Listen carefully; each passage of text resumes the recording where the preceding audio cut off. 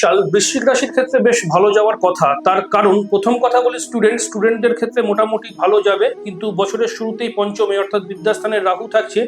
এই ক্ষেত্রে কিছুটা গোলযোগ সৃষ্টি করবে বছরের প্রথম দিকে, তারপর থেকে কিন্তু ঠিক হয়ে যাবে এবং সঠিক সিদ্ধান্ত নিয়ে এগোনো উচিত বৃশ্চিক রাশির। আর বৃশ্চিক রাশির ক্ষেত্রে দাম্পত্য জীবন বা প্রেম ঘটিত বিষয়টা একটু সমস্যা সৃষ্টি করে আবার এপ্রিল মাস থেকে মোটামুটি ঠিকঠাক হয়ে যাবে, বিশেষ কোনো অসুবিধা হবে না।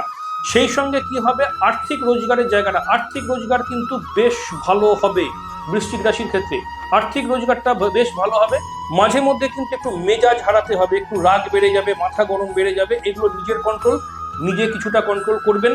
খাওয়া দাওয়াটা একটু সাবধানে করবেন, তবে ভ্রমণ যোগ বেশ ভালোই আছে। আর অর্থ সঞ্চয়ের জায়গাটাও কিন্তু আছে। নতুন কোনো সম্পত্তি লাভের যোগ রয়েছে, চেষ্টা করবেন, যোগ আছে, হয়ে যাবে।